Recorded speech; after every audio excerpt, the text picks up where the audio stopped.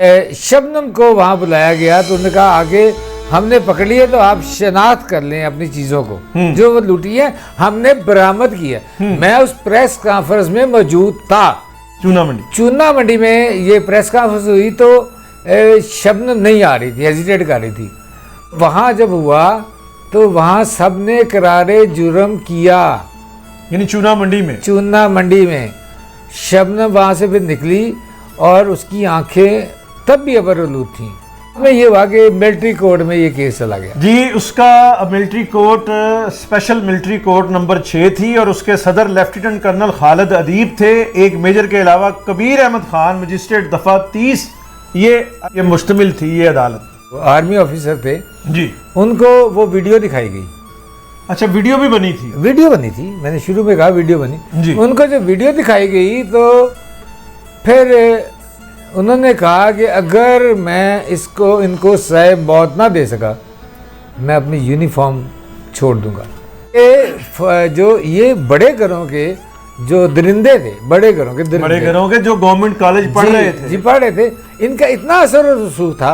इन्होंने लेबर भी मैनेज की हुई थी, इन्होंने पुलिस भी मैनेज की हुई थी, हर चीज़ मैनेज की हुई थी। लेकिन उसी वक्त मेरे वालिद साहब मुसावात में काम करते थे तो मैंने देखा तो उनको लीड बाबा चिश्ती साहब, असली बाबा चिश्ती, तो उन्होंने उनकी लीड लगी हुई शबनम डकैती केस के मुलजिमों को जेल में B क्लास दे दी गई। यार मैं हैरान हो गया, पहले दिन ही B क्लास, कितना असर। वो इमरान खान और चौधरी फवाद और इस लेवल दे मतलब B क्लास नहीं, उससे बड़े इनको तो मिलती नहीं है। ये अदाकारा शबनम का घर तो एक पाकीज़गी की अलामत समझाता था जहाँ तक मेरी राय है, और रोबन गोश मेरे लिए काबिल एहतराम है। मैं रो पड़ूंगा, मैंने जो हालत देखी है उनकी। यार हम क्या दरिंदे लोग हैं, मुल्क गवा दिया। वो आर्टिस्ट जो यहाँ रह गए उनको भी आपने लूट दिया। क्या चाहते हैं आप? या खुदा का वास्ता लोगों को जीने दो। यार जो आपने मुल्क कि जो बांग्लादेश नहीं गए यहाँ रह गए, यार उनको तो ना मारो, आप खुदा का इसकी जगह आपकी माँ बहने भी हो सकती थी। शर्म करें। दुख होता है आप पे। हम सैल्यूट करते हैं और माफ़ी भी मांगते हैं मादाम शबनम से, और उनकी दिल आज़ारी हुई। और मैं हूं ताहिर सर मीर और आप देख रहे हैं मीर टाकीज़ में इस वक्त मौजूद हैं मेरे साथ बाबा जमील चिश्ती, लेजेंड। आप क्राइम रिपोर्टर और एडिटर और बहुत सारे ओहदों पे ये रहे हैं। आप भी एक्टिव जर्नलिज्म कर रहे हैं, हमारे उस्ताज़ा में से हैं। आज बाबा जमील चिश्ती को इसलिए ज़िम्मत दी है, मीर टाकीज़ में तशरीफ़ लाए हैं कि शबनम डकैती केस जो 1978 12-13 मई की दरमियानी शब ये रूनुमा हुआ था केस, उसे जमील चिश्ती साहब ने रिपोर्ट किया था। ठीक है जी। और बाबा जी, शबनम डकैती केस में बाज़ जो लोग हैं वो बहुत ही इर्रेस्पॉन्सिबल तरीके से उसे डिस्कस कर रहे हैं, और इल्ज़ाम यानी शबनम साहबा विक्टिम है और इल्ज़ाम ये लगाया जा रहा है कि उन्होंने जुआ खाना घर में खोला हुआ था, और गुलबर्ग में 9B गुलबर्ग उनका घर था, वहाँ कमार खाना था और आके जुआ खेलते थे। और ये जो मुल्ज़मान बाद में मुजरमान साबित हुए, जिसमें फ़रूक बंदयाल, वसीम याकूब भट्ट, ताहिर तनवीर, जमील अहमद चट्ठा, जमशेद अकबर शाही, मोहम्मद मुजफ्फ़र और आगा अकील अहमद शामिल थे। ये पुत्र हटाते नहीं विकते, और ये कहा गया कि ये बेचारे सादा नौजवान थे, इन्हें पहले लूटा गया रोबन गोश और शबनम ने, और उसके बाद उन्होंने ये गुल खिला दिया। तो ये इंतहाई लग किस्म के जो इल्ज़ामात हैं। और मैं यहाँ मीर साहब आज इसीलिए आपके पास आया हूँ कि हिस्ट्री को डिस्ट्रॉय नहीं होना चाहिए, हिस्ट्री का रिकॉर्ड को एक्यूरेट होना चाहिए। सही। क्योंकि यहाँ जो सोशल मीडिया पे अब लोग आए हैं, जो नौजवान हैं जिनको पास का पता नहीं है, वो बहुत सारी, जैसे मैंने 100 बच्चों के कत्ल को अनर्थ किया और उसको मुलज़म को जंग के ऑफिस में लाने का रोल भी प्ले किया। जी। तो उसके बाद जो है ना बहुत सारे लोगों ने और भी क्लेम किए। मुझे कल लंदन से फ़ोन आया था एक मेरे दोस्त का, जी, इफ्तिखार अहमद, आप भी जानते हो उन्हें जी। वो कह रहे मैं लंदन में था, एक लड़की वहाँ दावा कर रही कि वो तो मैंने किया था, जबकि इस केस के ऊपर BBC, वॉइस ऑफ अमेरिका दूसरे मुझ पर डॉक्यूमेंट्री बना चुके हैं और डॉक्यूमेंट्री बना चुके हैं। और मैं आपका जूनियर के तौर पे जंग अखबार में मौजूद था, हमारे सामने ये सारा वाक़या। वो खातून कौन है, तो मैं आपको वापस घेर के अब मैं आता हूँ इस रिकॉर्ड को दुरुस्त करने के लिए। शबनम जो हमारी बहुत मुअज़्ज़ज़ और बहुत बड़ी अदाकारा, उस दौर में उनका अरूज था और वो अपने घर में मुकीम थी। एक दिन मुझे पता सुबह चला, ये 13 मई 6:30 बजे, हाँ जो आपने डेट बताई है जी, उसी दिन 6:30 बजे मुझे पता चला कि सुबह 6:30 बजे कि जो वो उसके घर को डकैती की वारदात हुई है। ठीक। तो मैं जो वहाँ गया उसके घर में, तो जो घर का सीन देखा, वो मंजरनामा कुछ ऐसा था कि ऐसे लगता था जैसे कोई यहाँ मर्डर हो गया है। जिस तरह की चीखो पुकार थी, जिस तरह की आहो पुकार हो रही थी, ऐसे जैसे कोई मर्डर वाला का सीन हो गया। अंदर गया तो सबसे पहले शबनम को मैंने देखा कि उसको बहुत सारी जो एक्स्ट्रा थी जो वहाँ रहती थी वो उसको संभाल रही थी, कोरामीन पिलाई जा रही थी और वो बार बार बेहोश हो रही थी। उसके जो फेस के ये चीज़ें हैं वो इस पे निशान थे, टॉर्चर के जिस्म पे निशान थे। रोबिन घोष बड़ा अच्छे मौसीकार, बड़ा नाम, लेजेंड मौसीकार। हाँ, उन्होंने जो वो ढाका की मलमल बारीक कुर्ता बहुत खूबसूरत पहनते थे, मैंने पहले भी उनको देखा हुआ है। तो उस दिन वही कुर्ता पहना हुआ, जगह जगह से फटा हुआ, और उनको कोई होश नहीं थी। मैं पहले रूम से बाहर जो एक गली सी थी उसमें शबनम को कोरामीन पिलाई जा रही थी, बार बार बेहोश हो रही थी। उसके बाद मैं अगले कमरे में गया। कोरामीन वही दवाई है ना जो दिल को मजबूत करती है, उस दौर में बड़ी आम होती थी। ठीक। कि मतलब कि ये अंडर स्ट्रेस है, दिल को मजबूत हो, ये बाहर है, तो वो उनको पिलाई जा रही थी। इनके आगे बेडरूम था, एक और कमरा था, फिर बेडरूम था। वहाँ जाके जब देखा तो स्मेल आ रही है, वो बहुत परफ्यूम जैसे फेंके गए हैं बहुत ज़्यादा। अच्छा, तो ये क्या मामला था? ये मैं अभी चल के बताता हूँ आपको मामला, कि वो मैंने सारी चीज़ें ये नोट की और समझ नहीं आया। रोबिन घोष साहब से मैंने बात करने की बात नहीं की, वो उनको समझ नहीं आ रही थी कि क्या हो रहा है। एक छोटा सा बच्चा था, तो वो भी बहुत ही अपसेट सा था, जो उनका बेटा था, रोनी। हाँ जी, रोनी। तो इसी दौरान मैं कुछ समझने की कोशिश कर रहा हूँ कि मोहम्मद अली, अदाकार मोहम्मद अली वहाँ आते हैं जी। राइट साइड पे एक कमरा था जो शीशे की बहुत बड़ी टेबल थी और बाकी वो ऊपर बार सी बनी हुई थी। ठीक। वो मोहम्मद अली वहाँ आते हैं और वो शीशे से इतने ज़ोर से मुक्का मार के कहते हैं आज हड़ताल होगी। तो मैं क्या कि ये इतनी ज़ोर से मुक्का मारा है फिल्मी स्टाइल में कि शीशा ही ना टूट जाए। और उस दौर में क्योंकि सिनेमा था तो ये उनका बहुत बड़ा जुमला था और स्ट्राइक हुई। ठीक। जब स्टोरी पता की, यानी कि सारी फिल्म इंडस्ट्री जिसे रिप्रेजेंट कर रहे थे मोहम्मद अली साहब, वो सारी उनके साथ थी और शबनम के खिलाफ और रोबिन घोष और उनकी फैमिली के खिलाफ जो होने वाली जाती जुल्म के खिलाफ वो सरापा एहतजाज थे, सरापा एहतजाज बन गए। और उसके बाद ये हुआ कि फिर मैंने स्टोरी पता की तो पता चला कि कुछ लोग आए थे वहाँ और उन्होंने आके वहाँ पहले कहा गया कि कुछ लोग जो पुलिस के लोग थे उन्होंने कहा ये डकैती का वाक़या है, मैं पुलिस पे यकीन नहीं रखता। लेकिन बाद में पता चला कि वो लोग आए और आके उन्होंने सबको पकड़ा, मारा। शबनम को ड्राइंग रूम में अपने बेडरूम में ले गए, उस पर परफ्यूम फेंका गया और मुबैना तौर पे ये कहा गया कि इसके साथ सब ने रेप किया।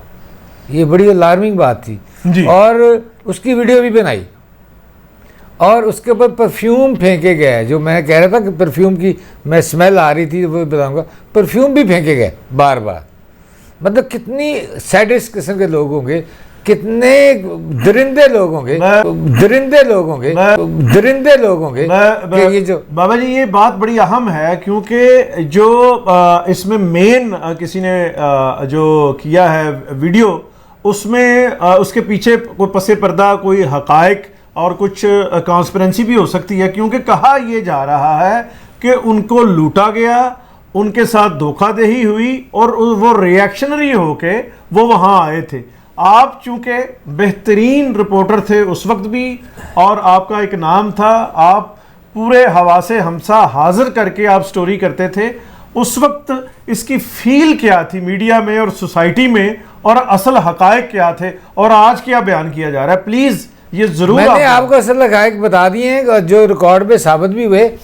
और फिर ये कि पुलिस का उन दिनों तरीक़ेकार ये था, जब मीडिया हाइप क्रिएट हो गई तो फिर पहले पुलिस ने कि ये जो आपका पॉइंट ऑफ व्यू है, ये पुलिस ने कहा कि पता चल रहा है कि यहाँ कोई जुआ होता था, जुए पे झगड़ा हुआ, उसको ऐसे बना दिया गया।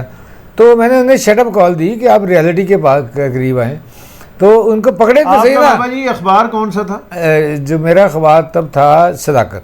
मुलजमान थे जो बाद में मुजरमान भी साबित हुए, उनकी वकला की टीम थी, ख्वाजा सुल्तान अहमद जो ख्वाजा फरोजुद्दीन के बेटे थे, और डॉक्टर खालिद रांझा, फिर मुजफ्फर कादर, फिर आशिक हुसैन रिजवी, फिर राणा एजाज अहमद और डॉक्टर बासत।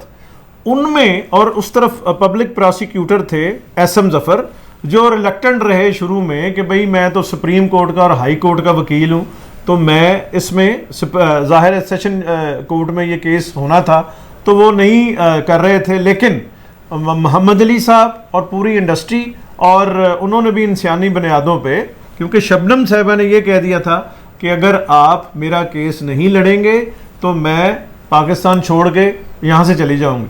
और इम्पोर्टेंट बात बाबा जी ये है कि जब ढाका और मशरकी पाकिस्तान हमसे अलहदा हुआ, तब ये बंगाली ना रूबन घोष गए, ना शबनम गई, है ना, नहीं गए, और ना ही नदीम बेग गए। तो हमारे लिए ये स्पेशल केस भी थे, हमारे भाई थे, हमारे लिए ये काबिल एहतराम थे, क्योंकि बंगाली सारे मोस्टली अलहदा हो गए थे, लेकिन ये नहीं हुए थे।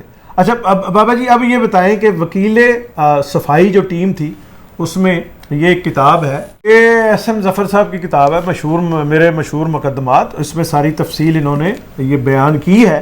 तो इसमें ये कहा गया कि वकील सफाई में ये कहा गया कि आपके घर में जिरा करते हुए शबनम से ये कहा गया कि आपके घर में जुआ होता था, पार्टीज होती थी, और आपके घर में छापा पड़ा और आपकी गिरफ्तारी हुई। तो शबनम साहिबा ने, मैडम शबनम ने इसके जवाब में कहा कि ये गलत है। जब ये गलत अदालत में कहा तो वकीलों को बाबा जी चाहिए था ना, इतने इतने बड़े वकील थे जो लाखों रुपया फीस भी ले रहे थे, कि वो मुकदमा एफआईआर की कापी पेश करते, या शबनम की अगर ज़मानत हुई थी तो ज़मानत पेश करते। ये जो हमारे अब इन्वेस्टिगेटिव जर्नलिस्ट जो पैदा हो गए हैं, जो ये बता रहे हैं कि कमार खाना सी ते फलाना सी ते टमकाना सी। मैं आपको मैं सब यहाँ करूँगा, इस पे आप ही की बात को आगे बढ़ाऊंगा जी। क्या इससे पहले जुमुरत के घर या फलदास के घर ये लोग नहीं गए? फिर मैं ये चौधरी के घर नहीं गए क्या? वहां भी इन्होंने ये सब कुछ नहीं किया। ये बड़े घरों के बिगड़े हुए लोग थे, जो बाद में मैं आपको अनफोल्ड करता हूँ अब किस तरह पकड़े गए ये। जी प्लीज। जो आपने नाम लिया, ये जो साई, पूरा नाम उसका जमशेद अकबर शाही, जमशेद अकबर शाही पुलिस में ये ऐसे था। अब ये पहले ये वहाँ से घर से पता चला कि वो कह रहे थे सुबह 4 बजे हम जाएंगे वहाँ से, रात के गुस्से में सुबह 4 बजे जाएंगे। उन्होंने कहा कि 4 बजे का वेट कर रहे थे, तो सबकी उस वक्त 4 बजे पुलिस की गश्त बंद हो जाती थी, बंद हो जाती, तो इसीलिए वो 4 बजे का वेट कर रहे थे। 4 बजे के बाद वो निकल गए। तो पुलिस ने इस पे ये किया कि उस दौर में जितनी भी डकैती होती थी, जितनी ज्वेलरी या चीज़ें लूटी जाती थी, तो एक बाज़ार हुसन बहुत बड़ा एरिया था जहाँ लोग यहाँ याशी के लिए पैसे वहाँ लुटाते थे। तो पुलिस ने सादा कपड़ों में अपने वहाँ हर जगह वो लगा दिए।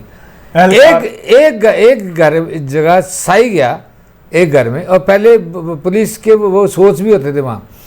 तो उन्होंने उसने शबनम का एक हार एक अपनी पसंदीदा जो लड़की थी उसके गले में पहना दिया। ठीक। उसी वक्त वो पकड़ा गया। जमशेद अकबर शाही ने कहा, तब उसको CIA चूना मंडी ले गए, वही था इनका मेन ऑफिस, रेलेवेंट थाना। तो उस वक्त जो अब ख़त्म हो चुका है, तो वो चूना मंडी ले गए। उसको जब किया, पूछा, उन्होंने कहा जी मेरे साथ फरूक बंदयाल और फलां जो आपने नाम लिए सारे थे। अब फरूक बंदयाल को क्यों करते, वो GC में पढ़ता था, गवर्नमेंट कॉलेज, और वो एडवेंचर के तौर पे उन्होंने ये काम किया था। बाकी भी सारे बड़े घरों के थे। इनका वो जो चीफ सेक्रेटरी बंदयाल कौन था, इसका फरूक बंदयाल का क्या लगता था, रिश्तेदार था। उन्होंने इसको, यानी उस वक्त का चीफ सेक्रेटरी जो है फरूक बंदयाल, जो मेज जो सरगना है उसका वो रिश्तेदार है। रिश्तेदार। तो अब वो इन सब लोगों ने ये प्लान किया कि जी हम इनको किस तरह बचाएंगे, और फिर ये जुआ खाना और ये सारा ये वो, जो कि गलत और बेबुनियाद है, ऐसा हरगिज़ नहीं है। अच्छा, जब वो फरूक बंदयाल और सारी टीम पकड़ी गई जी प्लीज, और उसके बाद शबनम को वहाँ बुलाया गया, तो उन्होंने कहा आगे हमने पकड़ लिए तो आप शनाख्त कर लें अपनी चीज़ों को, जो वो लूटी है हमने बरामद की है। मैं उस प्रेस कॉन्फ्रेंस में मौजूद था। ठीक, मैं उस वक्त मौजूद था। ये कहाँ हुई थी प्रेस कॉन्फ्रेंस? ये चूना मंडी। चूना मंडी में ये प्रेस कॉन्फ्रेंस हुई, तो शबनम नहीं आ रही थी, हेजिटेट कर रही थी, और हमें काफ़ी रुकना पड़ा। फिर वो बुरका नकाब पहन के और ग्लासेस लगा के वो उस कमरे में आई। वो उनको नहीं फेस करना चाहती थी। सही। और वहाँ की आपको अगर मैं गुफ्तगू बताऊँ, चूना मंडी दहशत की अलामत था। वहाँ जो मुलजम चाहता था वो कहता पता नहीं मैं जिंदा निकलूंगा या नहीं निकलूंगा। और इनकी फ्रैंकनेस का लेवल ये था कि उसने कहा जी कि मिसाल के तौर पर, मुझे एग्जैक्ट अमाउंट याद नहीं है, उसने कहा जी ये 3.5 लाख शबनम साहबा आपके, ये 70,000 आपके। उसने कहा मेरे तो 3.5 थे। वो कहता है यार खिची, वो लॉकर किसने खोला था? वो कहता है मैंने ही खोला था। यार कितने थे? 3.5 थे। कहता नहीं इतने ही थे जो हमने दे दिए, हमने दे दिए, जैसे उधार लेके दिए हो। ये इनका एटीट्यूड था। फिर उसकी ज्वेलरी का उसी तरह ही। तो वहाँ जब हुआ तो वहाँ सब ने करारे जुर्म किया, यानी चूना मंडी में। शबनम वहाँ से फिर निकली और उसकी आंखें तब भी अबरआलूद थीं। वो नहीं फेस करना चाहती थी उनको दोबारा, लेकिन वो नकाब में ही रही और अपनी चीज़ों को शनाख्त करके, मुलज़िमों को शनाख्त करके वो वहाँ उनको वो चली गई। अब बाद में ये हुआ कि मिलिट्री कोर्ट में ये केस चला गया जी। उसका military court special military court number 6 थी और उसके सदर लेफ्टिनेंट कर्नल खालिद अदीब थे। एक मेजर के अलावा कबीर अहमद खान, मजिस्ट्रेट दफ़ा 30 अराकीन पे ये मुश्तमिल थी ये अदालत। अच्छा, क्योंकि मैंने ये इसके कोर्ट की इसकी रिपोर्टिंग नहीं की, लेकिन ये बातें जो बाद में आई सुनने में, वो ये आया कि जब ये केस चला तो वो जो आर्मी ऑफिसर थे जी, उनको वो वीडियो दिखाई गई। अच्छा, वीडियो भी बनी थी? वीडियो बनी थी, मैंने शुरू में कहा वीडियो बनी जी। उनको जो वीडियो दिखाई गई, तो फिर उन्होंने कहा कि अगर मैं इनको सज़ाए मौत ना दे सका, मैं अपनी यूनिफॉर्म छोड़ दूंगा।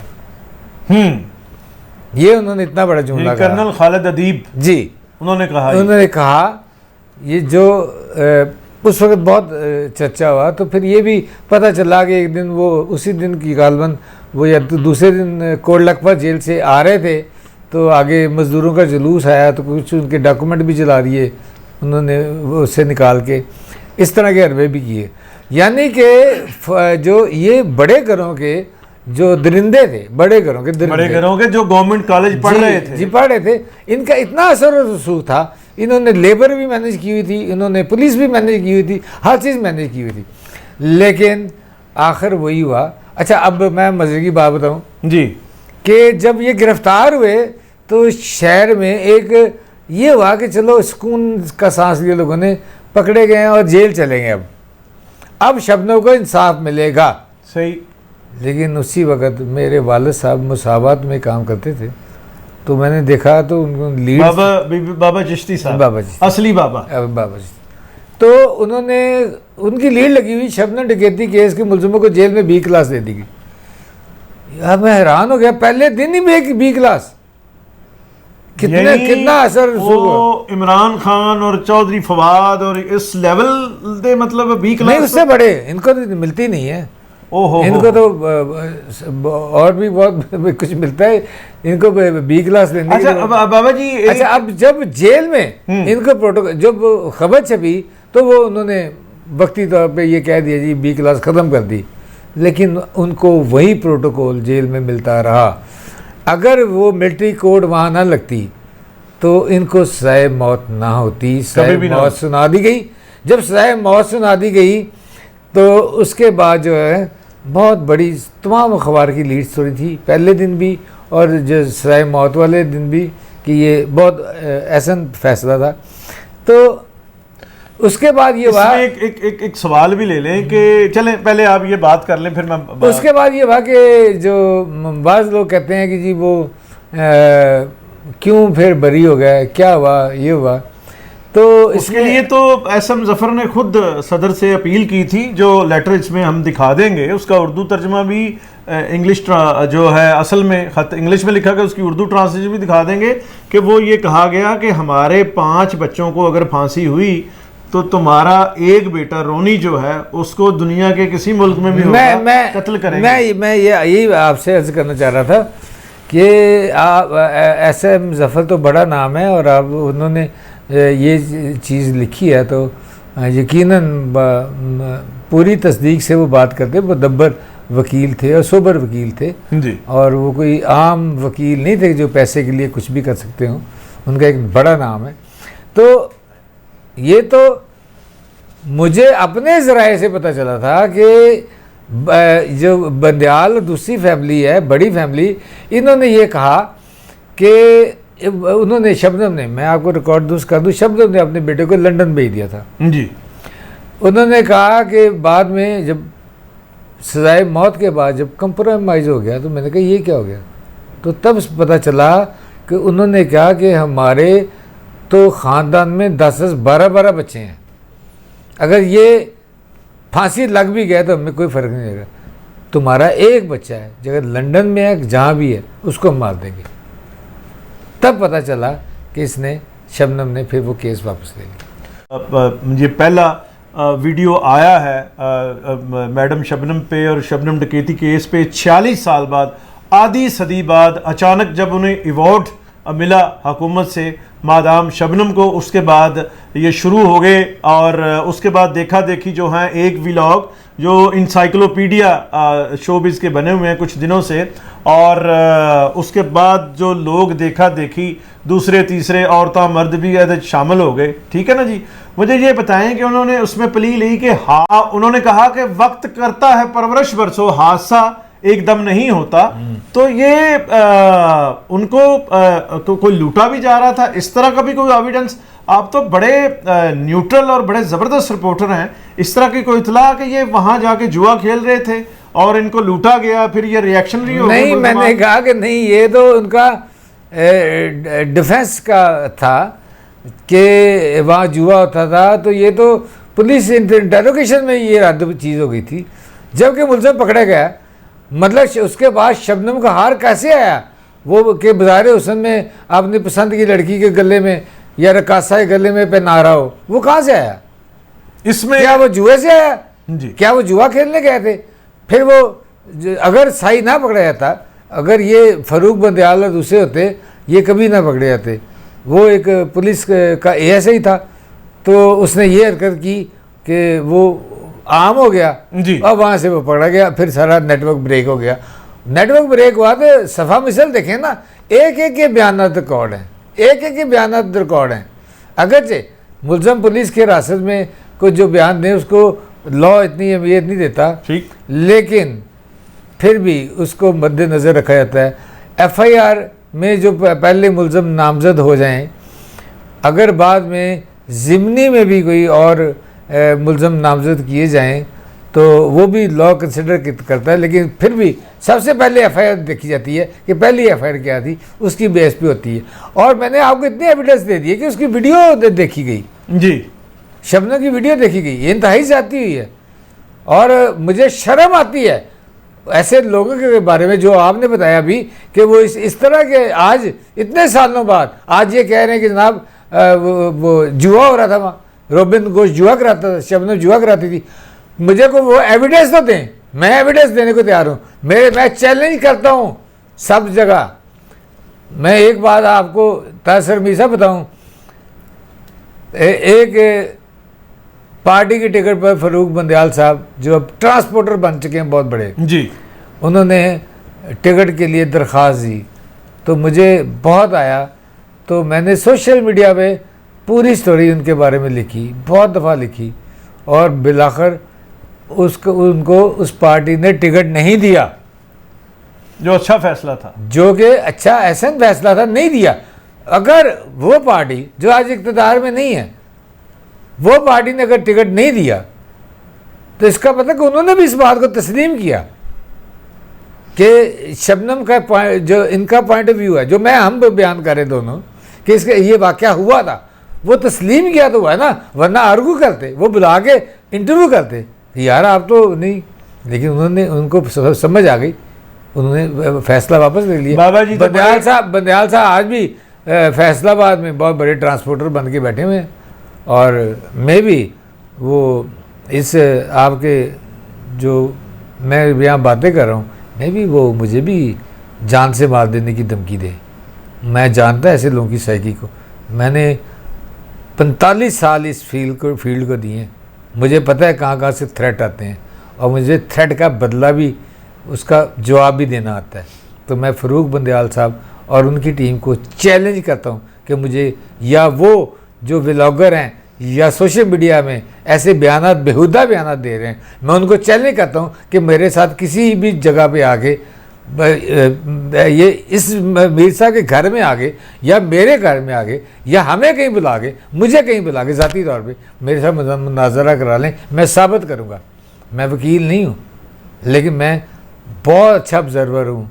मैंने क्राइम रिपोर्टिंग में बहुत जान मारी है जी, मैं इवेंट किया है, और मैंने कोशिश अपनी तरफ से की है कभी झूठ ना लिखूं, कभी ऐसी बात ना लिखूं जिससे कुछ लोगों की ज़िंदगियां बर्बाद होती हैं, लेकिन कभी उनको नहीं छोड़ा जो लोग दूसरे लोगों की ज़िंदगियां बर्बाद कर दें। ये तो हमारा असासा है। अदाकारा शबनम तो असासा है, और रोबिन घोष उनके मियाँ उतना ही बड़ा असासा है। तो अच्छा बाबा जी, ये बड़ी बात की गई जी कि कमार खाना था, इतनी बड़ी एक्ट्रेस थी, तो फिर उन्हें कमार खाने की क्या ज़रूरत थी? कमार खाना आसान लफ्ज़ों में जुए का अड्डा, जहाँ जुआ होता है और नाले वाले ये वो। तो मुझे, आप इतने बड़े पहलवान हैं, तो भैया सिर्फ शबनम का जिक्र कर रहे हैं जहाँ जुआ खाना नहीं था। आप उस जमाने के और जुए खाने वाले इधर ध्यान करो ना, जरा ग्वाल मंडी वाल ते होर दूसरे पासे ਜਿਹੜੇ जुए खाने का जिक्र करो ना, तो ताड़े सारे सुराख बंद कर दें। इतनी पहलवानी आप बता रहे हैं, इन्वेस्टिगेटिव जर्नलिज्म कर रहे हैं कि मेरे पास ये है और मेरे पास वो है। भैया आपके पास कुछ नहीं है, क्योंकि वकीलों की फौज, जिसमें ख्वाजा सुल्तान अहमद, डॉक्टर खालिद अहमद रांझा, मुजफ्फर कादर, आशिक हुसैन रिजवी, राना एजाज अहमद और डॉक्टर बासत शामिल थे, उनमें कोई साबित नहीं कर सका कि शबनम के घर में छापा हुआ था या जुआ हुआ था। जो बाबा जमील चिश्ती, इस पाकिस्तान के सबसे क्रेडिबल रिपोर्टर, क्राइम रिपोर्टर, वो उन्होंने ये कवर किया। जो और मौके पे सबसे पहले गया, सुबह 7 बजे मैं उसके घर था। आप तो उस वक्त बहुत छोटे थे, और वो आप छोटी छोटी चीजों से उस वक्त खेल रहे थे। आपने खुद कहा कि मैं उस वक्त छोटा था। ये उस वक्त भी प्रोफेशनल थे और एक जिम्मेदार जर्नलिस्ट थे। तो ये अब आपको चैलेंज भी दे रहे हैं कि आओ एक सजदा करो आलम मदहोशी में। लोग कहते हैं कि इन्वेस्टिगेटर को खुदा याद नहीं, तो आओ भैया, ये मुनाजरा कबूल करो और जवाब दो। बाबा जी, आप जर्नलिज्म के साथ साथ, और जब ये वाक़या हुआ 1978 में, फिल्म इंडस्ट्री जो है वो अपने एक अरूज पे भी थी, और वो सारा वो चल रहा था सिलसिला। तो शबनम साहिबा और रोबन घोष की जो जोड़ी थी उसकी सोशल एक स्टेटस क्या था और उनकी बहुत खूबसूरत, बहुत खूबसूरत, बहुत इज्जत से देखा जाता था उनको। मैं जुए के हवाले से बात करना चाह रहा हूँ कि आप शोबिज़ को डील करते हैं, आप सबको करीब से जानते हैं। आप मुझे बताएं कि अदाकार मोहम्मद अली वो कितने, मेरे जहाँ तक लगे, वो कितने नेक आदमी थे, वो कितने फलाह बहबूद के काम करते थे। वो इतना बड़ापन होके कि बड़े होके भी वो क्या कुछ नहीं लोगों के लिए, आम लोगों के लिए करते थे। जी जी, उन्होंने मरते वक्त भी एसोसिएशन बनाई अपनी, जो आज तक उनकी तरफ से चल रही थी और एड दी जा रही थी। तो वो अगर वो शख्स आगे, वो ईमानदार शख्स आगे वहाँ हड़ताल की कॉल करता है, कुछ देख के की है ना, बिल्कुल बेशक। अगर वो सिर्फ अपनी बिरादरी के लिए करता तो वो बहुत नेक आदमी था, वो इस तरह ना करता। अगर उसको पता भी होता, शक भी होता कि यहाँ जुआ होता है, ये बेहुदा बात है, जुआ कैसे हो सकता है, ये बेहुदा बात है। मैं ऐसी बात करने वालों को फिर चैलेंज करता हूँ, आए मेरे साथ मुनाजरा करें, जिस मर्जी जगह पे करें। और बाबा जी, जिन घरों में जुआ होता है उनके साथ साथ जहां भी होता है, वो किसी का भी घर हो, और जहां ब्रूटल सेक्स होता है, वो ब्रूटल सेक्स होता है, वो ब्रूटल सेक्स होता है, उथे की होना चाहिए है तो दसो। नहीं, वहाँ जहाँ जुए के अड्डे हैं, वहाँ तो मंथलियाँ जाती हैं, वहाँ से तो वहाँ तो इज्जत व एहतराम मिलता है। ते इन्वेस्टिगेटिव जर्नलिस्ट ਨੂੰ दसो कि सुनो बाबा जराइम रिपोर्टर क्या कह रहे हैं। मैं मतलब आप मुझे ये बताएं कि लाहौर में सबसे बड़ा सट्टा होता है, आज तक किसी को नहीं पता, अरबों रुपए इसमें इन्वॉल्व हैं, आज तक किसी को नहीं पता। कहते जी कड़ा खुलता है, समझ आई जी गल, कड़ा खुलता है और वो 25 से 25 मिलती है, 100 रुपए की, 200 रुपए की, 500 की, 1000 की, उसके बाद उनको कई गुना ज्यादा पैसे मिलते हैं। आज तक किसी को पता कि वो कड़ा कहाँ खुलता है? हजूरे वाला दसो, किसी को नहीं पता।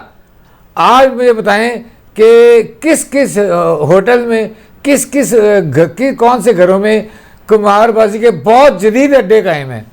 पुलिस ने कितने छापे मारे उनको पकड़ने के लिए। मंथलियाँ जाती हैं, ऐसे घरों से मंथलियाँ जाती हैं। 46 साल बाद उनको तफस दिया जाता है, उनको तफस दिया जाता है। तो मैं कहता हूँ कि पुलिस की मर्जी के बगैर ऐसे कोई गैर कानूनी अड्डे चल ही नहीं सकते, जैसे कुमार खाने और ऐसी बदनाम जगहों पे। ये अदाकारा शबनम का घर तो एक पाकीज़गी की अलामत समझाता था, जहाँ तक मेरी राय है। और रोबन घोष मेरे लिए काबिल एहतराम है। मैं रो पड़ूंगा, मैंने जो हालत देखी है उनकी। यार हम क्या दरिंदे लोग हैं, हम मुल्क गवा दिया। अब वो आर्टिस्ट जो यहाँ रह गए उनको भी आपने लूट दिया। क्या चाहते हैं आप? या खुदा का वास्ता लोगों को जीने दो। यार जो आपने मुल्क की जो बांग्लादेश नहीं गए, यहाँ रह गए, यार उनको तो ना मारो। आप खुदा का इसकी जगह आपकी माँ बहने भी हो सकती थी। शर्म करें, दुख होता है आप पे। बहुत शुक्रिया बाबा जी। इससे मैं समझता हूँ कि हम सैल्यूट करते हैं और माफ़ी भी मांगते हैं मादाम शबनम से, और उनकी दिल आज़ारी हुई और उनकी शान में गुस्ताखी करने की कोशिश की। मैं समझता हूँ कि वो इज़्ज़तदार लोग हैं, उन्हें बेआबरू नहीं किया जा सकता, लेकिन इस कोशिश और इस स्पिरिट पे लानत और इसे बंद हो और मुंह बंद करें। जी, मैं इत्तेफाक करता हूँ।